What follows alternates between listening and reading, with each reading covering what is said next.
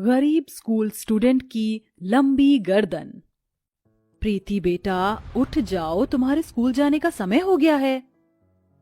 नहीं माँ, मैं स्कूल नहीं जाऊंगी। क्यों बेटा? मेरी गुड़िया रानी को तो स्कूल जाना बहुत पसंद है, तो आज वो स्कूल क्यों नहीं जाना चाहती? माँ पापा, स्कूल में हर कोई मेरी छोटी गर्दन का मजाक उड़ाता है और सब मुझे बिना गर्दन वाली कहकर चिढ़ाते हैं। प्रीति बेटा, कुछ लोगों का तो काम ही होता है दूसरे लोगों को परेशान करना, लेकिन इसका मतलब ये नहीं कि आप हार मान जाओ। तुम्हारी माँ बिल्कुल ठीक कह रही हैं, और मेरी गुड़िया रानी को तो पढ़ लिख कर बड़ी ऑफिसर बनना था ना। अगर मेरी गुड़िया रानी स्कूल नहीं जाएगी तो वो अफसर कैसे बनेगी? हाँ। हेमा रमन प्रीति के आंसू साफ करते हैं, जिसके बाद प्रीति स्कूल के लिए रेडी होती है और रोज की तरह रमन अपनी साइकिल पर प्रीति को स्कूल छोड़ने जाता है। प्रीति जैसे ही अपनी क्लास में जाती है, देखो देखो, हमारी क्लास की छोटी गर्दन वाली आ गई। ए छोटी गर्दन वाली, तूने आज भी अपनी यही पुरानी फटी हुई यूनिफॉर्म ही पहनी है? मेरे माँ पापा के पास इतने पैसे नहीं है कि वो मुझे नई यूनिफॉर्म दिला सके। अगर यूनिफॉर्म खरीदने की औकात नहीं है तो इस स्कूल में क्या कर रही है?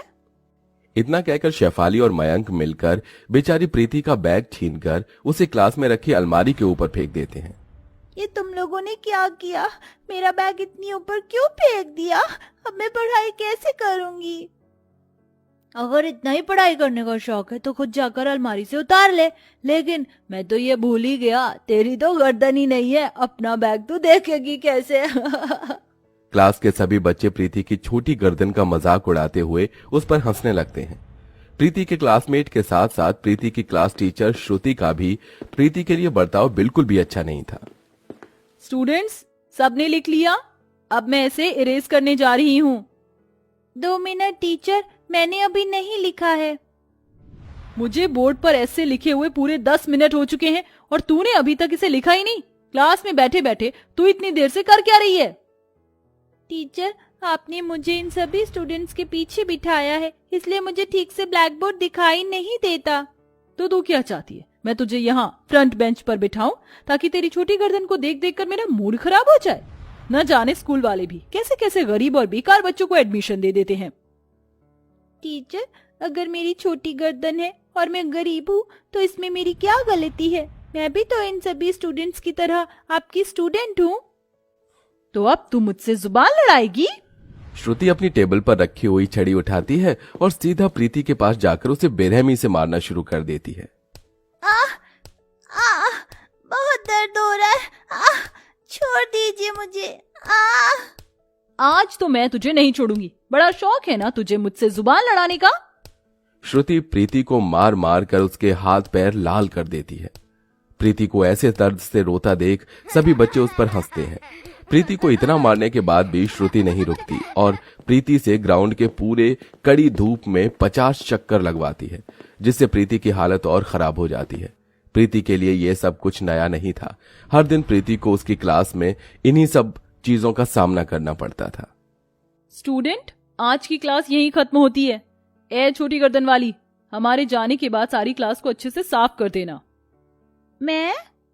और नहीं तो क्या, फीस तो तेरी कभी टाइम पर आती नहीं, इसलिए अब से तू रोज क्लास की सफाई करेगी। और अगर ये बात तूने किसी को भी बताई ना तो तेरी ये जो बची कुची गर्दन है ना, इसे भी खत्म कर दूंगी।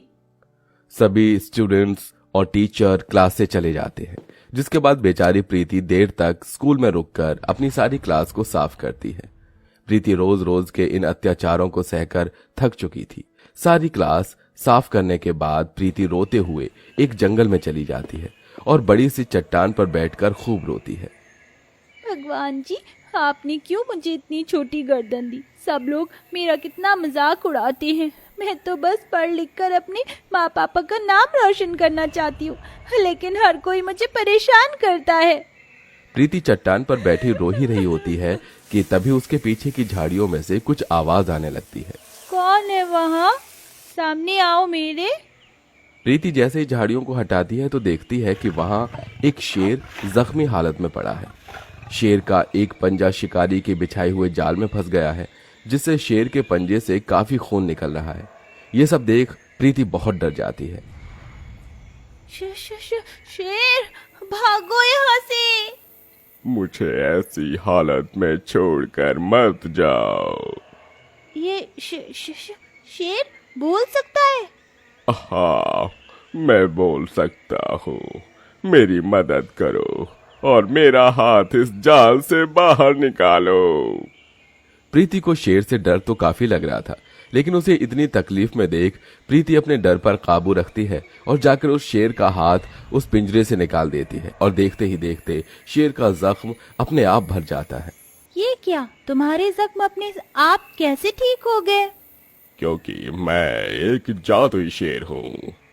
तुमसे पहले यहाँ से कई लोग गुजरे, लेकिन किसी ने भी मेरी मदद नहीं की। आओ, तुमने इतनी छोटी होकर भी मेरी मदद की, इसलिए अब मैं तुम्हारी मदद करना चाहता हूँ।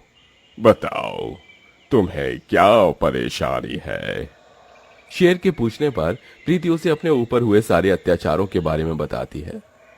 बस इतनी सी बात? मैं अभी तुम्हारी इस परेशानी को हल कर देता हूँ। शेर के अंदर से एक सुनहरी चमकदार रोशनी निकलती है जो सीधा प्रीति के ऊपर जा गिरती है। अब तुम्हारी ये गर्दन कोई मामूली गर्दन नहीं, बल्कि एक जादुई गर्दन हो चुकी है। तुम जब चाहो अपनी गर्दन को बोलकर इसे लंबा कर सकती हो और छोटा भी। अब तुम्हारा कोई भी मजाक नहीं उड़ाएगा। उस शेर की बात सुन प्रीति बहुत ज्यादा खुश होती है और अगले दिन प्रीति जैसे ही स्कूल जाती है। बच्चों, सबने पूरा लिख लिया है ना? Yes teacher. ये इसने इतनी पीछे बैठकर कैसे लिख लिया? श्रुति जैसे ही पीछे मुड़कर देखती है तो उसकी आंखें फटी की फटी रह जाती हैं। प्रीति ने जादू का इस्तेमाल कर अपनी गर्दन को किसी सीढ़ी की तरह लंबा कर लिया था, जिसके चलते वो पीछे बैठकर भी आसानी से लिख पा रही थी। चुड़ैल, कल तक तो उसकी गर्दन थी नहीं और आज इसकी ये सांप जैसी गर्दन कहाँ से आ गई? क्या हुआ टीचर, आप क्या मुझसे डर गई? आज तक तो आप मुझे डराती थी और आज मैंने आपको अपनी लंबी गर्दन से डरा दिया। ये कहकर प्रीति जोर जोर से हंसने लगती है, जिसे देख श्रुति डर के मारी क्लास से भाग जाती है। अगले दिन, आज तो हमने तुम्हारा बैग फिर ऊपर फेंक दिया है, अब तुम इसे नीचे कैसे उतारोगी? अगर तुम चाहती हो कि हम तुम्हारा बैग नीचे उतार दें, तो तुम्हें हमारे जूते साफ करने होंगे। इसकी कोई जरूरत नहीं है, अब तो मैं अपना बैग खुद भी ले सकती हूँ। ऐ मेरी जादुई गर्दन, चल जल्दी से लंबी हो जा। प्रीति के इतना बोलते ही फिर से उसकी गर्दन लंबी हो जाती है और वो अपने मुंह से ही अपना बैग अलमारी से नीचे उतार लेती है और अब प्रीति की लंबी गर्दन पूरी क्लास में घूमने लगती है, जिसे देख क्लास के सभी बच्चे डर जाते हैं। डायन के लंबे बाल तो सुने थे, लेकिन ये इसकी इतनी लंबी गर्दन कैसे हो गई? ये तो कोई भूत है। क्यों, अब आया ना मजा? अब परेशान करोगे मुझे फिर कभी दोबारा? नहीं नहीं नहीं, हमें छोड़ दो, हम तुम्हें कभी परेशान नहीं करेंगे। सभी बच्चे डर के मारी क्लास के बाहर भाग जाते हैं, जिसके बाद प्रीति फिर से अपनी गर्दन छोटी कर लेती है। प्रीति को अब जब भी कोई परेशान करता, प्रीति अपनी लंबी गर्दन से उन्हें अच्छा सबक सिखाती। ए छोटी गर्दन वाली, मेरा मतलब प्रीति, हमारे जाने के बाद सारी क्लास अच्छे से साफ कर देना, ठीक है? जरा भी गंदगी नहीं दिखनी चाहिए। ठीक है टीचर। श्रुति बैग उठाकर सीधा वॉशरूम में जाती है और शीशे में खुद को देखते हुए लिपस्टिक लगाने लगती है कि तभी शीशे में श्रुति को प्रीति की लंबी गर्दन दिखाई देती है, जिसे देख वो काफी डर जाती है। तुम यहाँ क्या कर रही हो? टीचर, वो आपकी फाइल क्लासरूम में ही छूट गई थी, इसलिए मैंने सोचा कि मैं आपको बता दूं। प्रीति की बात सुन और उसकी लंबी गर्दन को देख बेचारी श्रुति वहीं बेहोश हो जाती है और ऐसे ही कई दिन गुजर जाते हैं। एक दिन प्रीति जैसे ही अपनी क्लास में जाती है तो सभी बच्चे मिलकर उसके हाथ पैर और गर्दन पकड़ लेते हैं।